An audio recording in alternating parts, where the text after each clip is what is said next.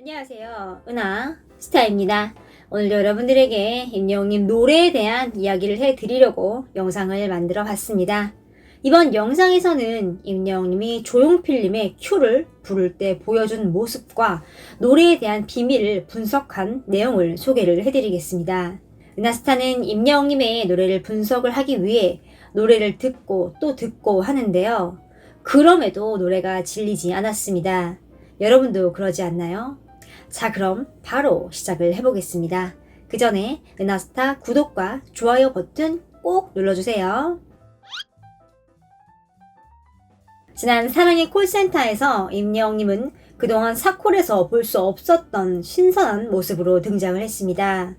내린 머리에 안경을 착용을 하고 단정한 수트를 입고 등장을 했습니다. 이런 스타일은 임영웅님이 굉장히 어리고 수수하게 보이도록 했습니다. 마지막 대결에서 이석훈님은 임영웅님과 만났습니다. 승패를 가르는 마지막 대결에서 혼신의 열창을 선보였는데요. 톱6 대 슈가6의 대결이 2대 3인 상황에서 이석훈님에게 성공 또는 후공의 선택권이 주어졌습니다. 이석훈님은 가수면 엔딩을 해야 되지 않느냐고 말하며 후공을 선택했습니다. 임영웅님이 먼저 노래를 하게 됐죠. 임영웅님은 대결 상대인 이석훈님에게 오늘 이석훈 씨를 따라서 안경을 쓰고 나왔다라고 말을 합니다. 과거부터 좋아했다고 했었던 그룹 SG 워너비 멤버에 대한 예우를 갖췄습니다. 약간 헐렁하게 컸던 수트핏도 비슷해 보였습니다. 그러나 여기에는 다른 이유도 있는 것으로 추측이 됩니다. 바로 조용필님에 대한 오마주도 있었던 게 아닌가 싶습니다. 은하스타가 추측을 하기에는 조용필님의 노래 큐를 선곡한 것과도 연관이 있는 게 아닌가 싶습니다. 이런 추측을 하게 된 이유는 조용필님의 큐가 수록된 앨범 커버 사진을 보고 나서입니다. 조용필님 10집 앨범 자켓 속 안경 쓴 모습을 임영웅님이 오마주한 게 아닌가 싶을 정도로 굉장히 비슷합니다. 둥글고 큰 안경테, 약간 헐렁한 듯 커 보이는 옷까지 그렇죠. 이번 대결 상대인 이석훈님에 대한 예우를 갖추면서도 그와 동시에 큐의 원곡자인 조용필님에 대한 오마주도 있었던 게 아닌가 하는 게 은하스타의 추측입니다. 지난 사콜에서 홍시를 부를 때도 원곡자인 대선배 나훈아님의 제스처와 표정을 오마주를 하며 존경심을 표현을 했었습니다. 아마 이번에도 존경하는 대선배님에 대한 마음을 안경과 복장으로 표현한 것이 아닌가 추측이 됩니다. 게스트도 임영웅님의 노래를 듣고 탄성을 내뱉으며 이렇게 말을 합니다. 아예 우리랑 결이 다른 것 같아. 여기서 결이 다르다라는 말이 귀에 확 들어왔는데요. 여기에는 원천적인 뜻이 담겨 있습니다. 비슷한 말로 수준이 다르다, 차원이 다르다라는 말도 있는데요. 결이 다르다는 건 두 사람이 출발점에서부터 종착점까지 완전히 수평을 이뤄 겹치지 않는다는 뜻이 있습니다. 즉 흉내낼 수 없을 만큼 훌륭하고 출발점에서부터 차원이 다르다고 느꼈다는 뜻으로 볼 수 있습니다. 임영웅님 노래에서 근원부터가 다른 차원이 느껴진 것이죠. 첫 소절만으로 이런 근원적인 차원이 다른 감탄을 이끌어내는 건 임영웅님의 음색, 표현력이 귀에 들리는 것 이상으로 무의식적 감정까지 울림을 준다는 것이죠. 같은 가수가 이렇게 이야기를 할 정도면 말 다한 것입니다. 이보다 더한 극찬을 찾기도 어렵겠네요. 임영웅님은 어떤 장르의 노래를 불러도 모두 다 소화를 합니다. 목소리와 노래에 희노애락이 모두 담겨 있습니다. 이번 사랑의 콜센터에서 큐를 부를 때도 이런 점을 볼 수가 있었습니다. 이 점은 여느 가수들과 임영웅님의 노래를 구분짓게 하는 가장 큰 차이점으로 보입니다. 슬픈 노래를 부르면 슬프기만 한 게 아니라 그 한 노래 속에서도 여러 가지 감정을 느끼게 합니다. 슬프면서도 기쁘게, 행복하면서도 구슬프다, 애절하면서도 감동적이다. 이렇게 때로는 서로 상반되기까지 하는 복합적인 감정들이 한 노래를 부르는 동안 나타납니다. 이런 꽉 찬 감정선으로 한 곡을 완성하기 때문에 임영웅님의 노래를 듣는 동안에는 결코 지루할 틈이 없습니다. 이런 느낌은 마치 명작 영화를 보는 느낌과 비슷한데요. 흔히들 말하는 마스터피스라는 표현이 있습니다. 대작, 걸작, 명작이라는 뜻이 있는데요. 도무지 흠잡을 데가 없을 정도로 완성도가 뛰어날 때 마스터피스라고 합니다. 임영웅님의 노래가 바로 그렇게 마스터피스와 같은 느낌을 주지 않나 싶습니다. 노래를 한 곡 들으면 한 편의 영화를 본 듯한 느낌이 드는 이유죠. 노래를 듣는 내내 몰입감이 높고 한 소절 한 소절 귀하지 않은 부분이 없습니다. 노래가 끝나면 벌써 끝났어? 라는 생각이 듭니다. 이런 점에서 임영웅님의 노래가 바로 마스터피스를 본 것 같은 느낌을 주는 원동력이 되는 것 같습니다. 표현하는 방법은 어떤가요?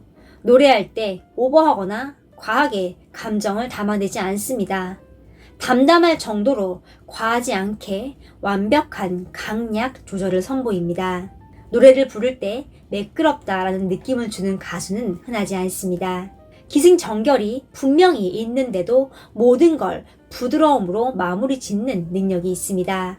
가창력을 논할 때 반드시 높은 고음을 연속으로 내질러야만 잘 부르는 게 아니라는 새로운 패러다임을 임영웅님이 열었다고 해도 과언이 아닙니다.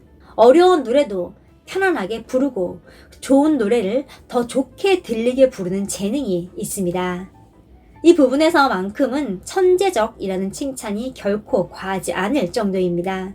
이번 무대의 큐를 듣고 나서 조용필님의 노래를 이렇게 편안하게 부를 수 있구나 라고 느꼈습니다. 이런 점은 지난 사랑의 콜센터에서 부른 걷고 싶다에서도 마찬가지였죠. 임영웅님은 노래를 잘합니다. 또한 노래를 듣기 좋게 부릅니다. 이 말이 무슨 뜻이냐면 대중성과 예술성을 겸비했다는 뜻입니다. 대중성이만 치우치고 예술성이 부족하면 평론가들에게 좋은 평가를 받기 어렵죠. 반면에 예술성이만 치우치면 대중들에게 외면을 당하게 됩니다. 예술가가 자신의 예술적 욕구에만 치우치면 대중성을 확보하기 어렵죠.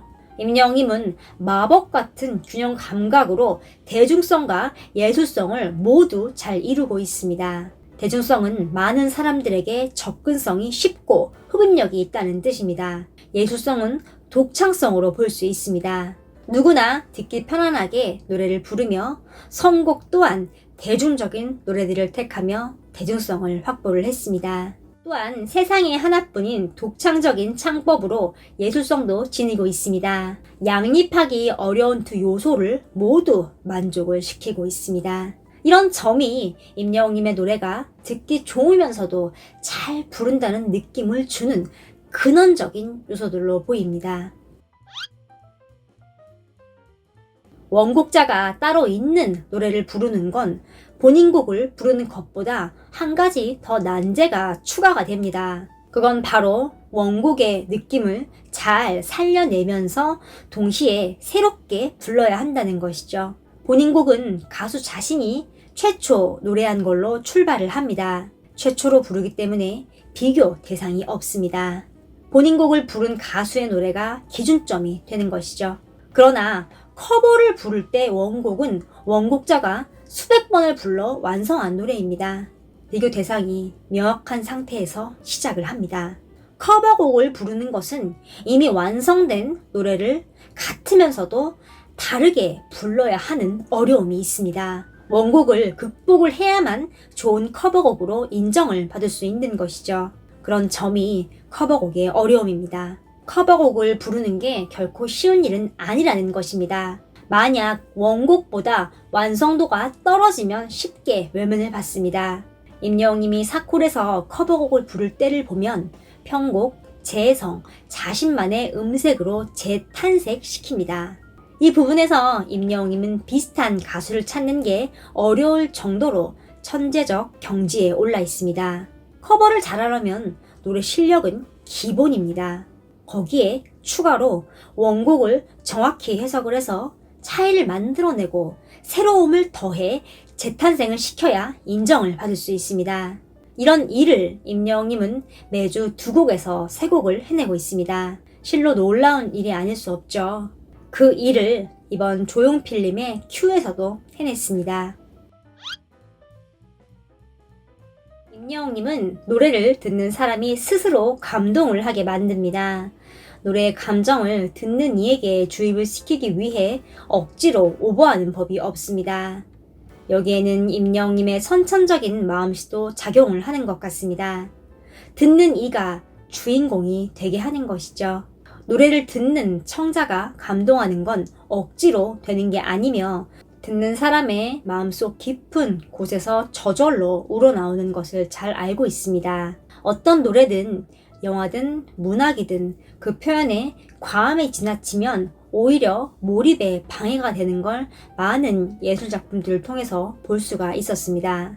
노래는 귀로 듣지만 무대는 눈과 귀가 함께 듣고 봅니다. 과하지 않게 부르기 때문에 노래에 더 집중을 할 수 있고 가사가 더욱 와닿게 되는 것이죠. 즉 감동을 주입시키는 게 아니라 최적의 강약 조절을 통해 듣는 사람 스스로 감동하도록 이끌어냅니다. 감정의 전달을 일방통행하지 않고 듣는 사람과 함께 하는 것이죠. 나는 노래를 하지만 이 곡의 주인공은 듣는 사람들, 바로 팬들이라는 것을 분명히 알고 노래를 부르는 것입니다. 임영웅님이 노래하는 방법과 듣는 사람들이 느끼는 감정이 서로 상호작용하는 과정을 관찰을 해보면 이런 결론에 도달을 합니다. 노래에도 임영웅님 특유의 배려심과 이타심이 드러나는 것 같습니다. 이런 모습은 임영웅님이 친구들과 아카펠라를 할 때, 정명규님과 듀엣을 부를 때도, 대선배들과 듀엣 무대를 선보일 때도 잘 드러납니다.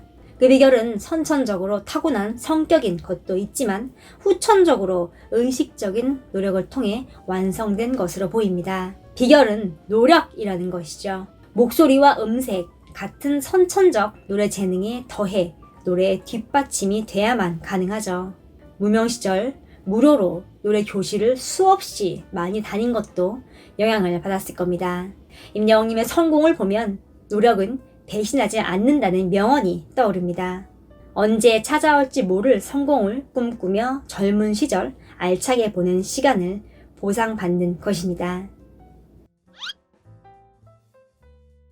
임영웅님이 부른 큐 사랑의 콜센터 무대 영상은 공개 이틀 만에 100만 뷰를 돌파를 했습니다.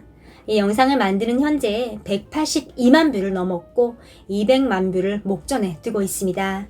유튜브 뮤직 차트에서 1위를 차지한 것은 당연한 상황입니다. 여기에 놀라운 사실 한 가지는 얼마 전 새 앨범을 발표한 아이유님보다 더 높은 순위에 올라 있다는 것입니다. 임영웅님이 1위이고 2위와 3위가 아이유님의 신곡입니다. 이렇게 유튜브를 정복을 하며 인기를 입증하고 있습니다. 최근 임영웅님에게 새로운 별명도 생겼죠. 바로 유튜브 대통령이라는 별명입니다. 부르는 노래마다 유튜브 차트 1위를 하고 있기 때문에 얻은 별명인데요. 지난 나훈아님의 노래 비법 영상에 이어서 이번에도 임영웅님의 노래에 대한 이야기를 알아봤습니다. 임영웅님의 노래를 듣는 것도 즐겁지만 이렇게 노래에 대해서 깊이 생각을 해보는 것도 은하스타는 즐거운 일입니다. 여러분들은 어떠신가요? 앞으로 임영웅님의 노래의 숨은 비밀을 풀기 위해 계속 노력을 하고 조사를 하고 또 여러분들과 나누고자 합니다. 계속 지켜봐 주시면 감사하겠습니다. 이번 영상은 여기까지입니다. 은하스타 구독과 좋아요 꾹 눌러주세요. 감사합니다.